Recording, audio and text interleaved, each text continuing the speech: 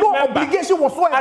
as a ranking member who should be taken seriously. What law enjoins him to make no law enjoins investigate? No law enjoins him. But so why are you imposing that burden on him? It's a ranking. I cannot understand. I thought you guys said it's a whistleblower. and the whistleblower is mandated by law to assist in investigation. Samson. Okay, sorry. It's crime. Were the ones he can be compelled were to instructed to investigate. To investigate those allegations. You see, Mercer, if your ranking member was not being malicious, I mean, I can't understand. No. You see, if your ranking member was not being malicious, why did he run away from going to assist the security agent? But he's under no obligation to do so. That's the point that I'm making. But you see, you forced me to interrupt. I'm talking about what happened in his house. Again, you forced me to interrupt. 1958, the politicians fueling this are merchants of war. They are benefiting immensely from the senseless conflict. I don't see what kind of benefit anybody will be getting from, people killing each other for such a long time. Now let's go to the matter of the drama that happened in the course of this week and ask a few questions. So as you are well aware, in the course of this week, a few things happened. And as we mentioned a while ago, the mighty minority were able to do something really impressive as far as they are concerned. And they said Ntim Fordjour, Reverend Ntim Fordjour, is being intimidated, and there shall be no intimidation. On April 1, Reverend Ntim Fordjour made allegations on behalf of the minority, held a press conference in Parliament about suspicious flight, 2 flights. The same April 1, President Mahama asked security bodies to cooperate with him so that he will provide information for the purposes of getting to the bottom of the allegations of cocaine and drug trafficking. On April 3, government spokesperson Felix Kwachi Ofosu gave an explanation in a video and attached some what he called evidence that the claims were entirely false and that there was not even a need to explain. On the same 3rd April, Reverend Ntim Fordjour returns to reject government's explanations, labeling them as fake. Then on the 4th of April, Felix grants an interview and warns that Reverend Ntim Fordjour will be arrested and made an example of for peddling false news, which is a crime under Section 208 of the Criminal and Other Offences Act. Then on the 6th of April, government releases footage from the airport showing the inspections that were done on the aircraft and suggesting that nothing was done. On the 7th of April, the NPP was supposed to have the disciplinary hearing for Adjoa Safo, and they rescheduled it, saying that they needed to do a press conference of sort about this particular situation. On the 8th of April, the Ghana Airports Company issued a statement confirming Felix's positions, completely denying the allegations as false. As we understand, one of the airport companies has also issued a statement to one of the media houses denying the allegations as completely false. Then on the 9th of April, that is when the theater came in. The NIB, National Investigations Bureau, attempted to arrest Reverend Ntim Fordjour at his residence, and the mighty minority were there to ensure it didn't happen. We're now being told that it was the leader, Afenyo Makin, who begged that he should be allowed to be the one to bring him the next day. Then the next day, we are told they were not actually proceeding in that direction because processes have been triggered to the Speaker of Parliament so that he will be invited by the Speaker for the security agencies to deal with him in the House. Yes. Egyapa Mercer. Yes. Yes, so why did you go to the MP's house shouting intimidation, which you will not allow? He's a whistleblower, he's being intimidated. This is a country of laws. Yesterday, I listened to Kofi on, I believe it was on Joy News, right? And he made a point where I totally shared his views. I believe it was a morning show, Super Morning Show. Oh, okay. I thought you were referring to last week's show. Oh, yesterday morning. Okay. Morning show. Because I've read Ntim Fordjour's press statement on critical security concerns by the minority caucus in Parliament on April 1st. Carefully. In fact, I've read it more than 3 times. And I'm still at pains to find the offense that is contained in the statement that he issued, pursuant to which the government is reacting in the manner that it is doing. Samson, you and I are lawyers. Arrest is governed by the Criminal and Other Offences Procedure Act. Correct. 1960, Act 30. And it is clear the mode and circumstances under which an arrest can be effected. And so, assuming without admitting that Ntim Fordjour has made any criminal or made any statement that borders on criminality, was the process that the so-called officials of state who went to his house to arrest him consistent with law? I don't know why. Nitu said he questioned one of them, those who were hooded. That questioned one of them and he said, my face is a warrant. What kind of lawlessness is this? You see, it's early days. But on that small one moment. On that small point. On that small point. On the warrant. Well, the officer said he's a senior officer. Is he wrong? And the circumstances under which a senior officer, the circumstances under which need a warrant. Wait. The circumstances under which a senior officer can effect an arrest was what took place in Ntim Fordjour's house. Was any crime being committed in his presence? That's not the only circumstance. See, and what other circumstance? Suspicion of commission of a crime. Was that what was happening in his house? Perhaps. How? You see, I get you. I get you. That as host of an important program such as this, you sometimes play the devil's advocate. Last week, listening to you, that was the sense that I got with a kind of posturing that your questions to Ntim seemed like. But I think you overdid it in the sense that he is not in a position to provide any evidence necessarily for a suspected act that has come to his information. Okay? And so for the police or the national security apparatus to raid his home in the manner that they did.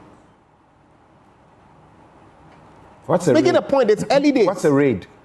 It's early days. What's a raid? I hope and pray that Mr. Mahama's promise of a reset will not be one that is resetting Ghana into a military era. That's my hope and prayer. What did Ntim Fordjour do? He says, in the cracks of his statement on the Air and Kavok Air private jet transporting suspected cocaine and cash. He says, reliable intelligence intercepted by the minority caucus indicates that on March 20th, 2025, Air Med flight N823 AM, which is an air ambulance designed specifically to carry patients, landed at KIA, Accra, Ghana, and remained in the country for 5 days before departing at 01 o'clock on March 25th. Back to Gran Canaria. Our intelligence further posits that no patient was transported by the said AirMed flight, neither to nor from Accra. There is no evidence of medical referral or patient accompanying or on board the flight on either legs of the flight. We are reliably informed that contrary to the expectation that the AirMed flight will carry patients, the purpose for which it was designed and operates, it rather on this occasion carried suspicious cargo suspected to be cocaine and cash in US dollars. So if a ranking member of the Parliamentary Committee on Defense and Intelligence, based on intelligence that he expects, makes a statement to this effect, what is the state intelligence agency supposed to do? Investigate the matter and come out to either confirm or refute the allegation that the MP has made. True or false? Yet, you hear the government spokesperson, Minister for Government Communication, saying that Ntim Fordjour is supposed to provide evidence. What evidence? Of actual cash and cocaine being sighted on the plane. He's not interested in an investigation that establishes whether indeed and in fact this flight came in with a patient or some organ on board, and that it wasn't cocaine that was on board or currency that was on board. He has been told what the plane came with. What did it come with? You are not aware. The AirMed. What did the AirMed come with? It came with... He tells us that the AirMed was from Luanda and had to stop in Accra for some reason. So if I may finish my question before. Please. If I may finish my question before. He's making the allegation. He says he should be investigated. Yes. I've watched my show, that part. I've watched it like 3 times. I'm very proud I did it the way I did. Now here, you say, these are my suspicions and allegations. Investigate. Then the government comes and tells you, this is what happened. There is nothing untoward about it. You say, I disagree.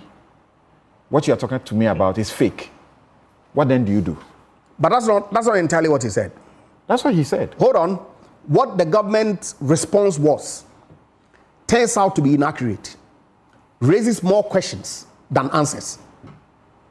So he should take it hook, line, sinker, that by reason of the fact that Felix says that the flight was from Luanda, when in fact publicly available data suggests that the flight went nowhere near Luanda, and that he had left Gran Canaria en route to Accra and had departed Accra back to Gran Canaria. Can we focus on the cargo? Let's focus on the cargo. The cargo is the issue. So what's the cargo? Hold on. He's been explaining what the cargo is. What was on the... He says he doesn't agree to what is alleged to have been the cargo. So what should they do? So what was on the flight? On the AirMed flight? Have you been told? It came empty from Gran Canaria to Accra without a patient, without any organ, without any medical related issue, flew all the way from what was the place that they came from? Santa Maria to Gran Canaria to Accra and back empty. What did he come here to do? It's of no consequence. You don't want to take the explanation. What explanation? I'm not going to repeat what they have said. You have heard it, but you just all that they've said is that the flight had issues en route from Luanda and had to stop in Accra. It turns out that the flight went nowhere to Luanda. So what explanation are they giving? Say it again. There were 2 flights. Yeah, I'm talking of the AirMed one. And we'll deal with the second one. Which came from Luanda? No. In fact, the flight that Felix makes reference to last had any activity on it in December 2024. 18 December. So what explanation have they given?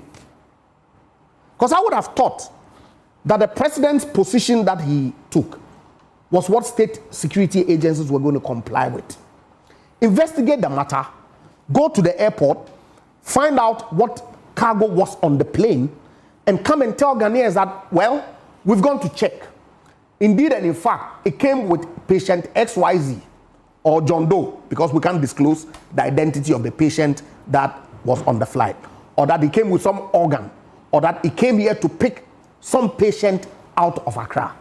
When he got here, he had issues on the plane, and so they had to bring another one to come and change the ties and all that. But they haven't told us what cargo was on the Air Med. And you say that because of that, he should forcefully be arrested to provide information to the state? Under what rule? Assuming that there was no cargo, assuming that there was cargo, and I want us to get to the real thing, not about, you have raised legitimate questions about destination of one of them, where it has been or has not been. But let's come back to what the statement said, the cargo, suspicious cargo, suspected to be cocaine and US dollars cash. He explains later in varied currencies. Have you read what the airport company has issued? I've read it. Okay. So you still... Which was issued 9 days after the allegations were made. What does that change? It doesn't change a lot. From the first, when this matter became topical, Ghana Airport Company did not find the need to provide information to state security. So is it information you want? Is it information you want or what? Until a government appointee went to sit on one of your sister stations to lambast the chief executive as being in cahoots with Ntim Fordjour, as being the one who had provided information to Ntim Fordjour to put out this statement, hence the statement from Ghana Airport Company. What are we talking about? Ntim Fordjour said that. Wait. Just one second. Ntim Fordjour told me on this platform that if what Felix had said had been said by the Ghana Airport Company, he would take it because that is more believable. The Ghana Airport Company has issued a statement telling you all the allegations, the claims that were made are unfounded. But you see, I'm even surprised that we are focusing on the suspected cargo. Because that's the issue. Because as far as I'm concerned, it's immaterial. Really? Certainly. Because it's of concern to me how an air ambulance will come into my jurisdiction with whatever was on board. And we as a country should not be concerned. Depart from a jurisdiction that is known for illicit drugs and money laundering to come into Accra as per the research that your own media house has done, that this flight flew from Gran Canaria into Accra and back. It wasn't as if it was en route to Burkina Faso or probably Angola and had issues and had to come to Ghana.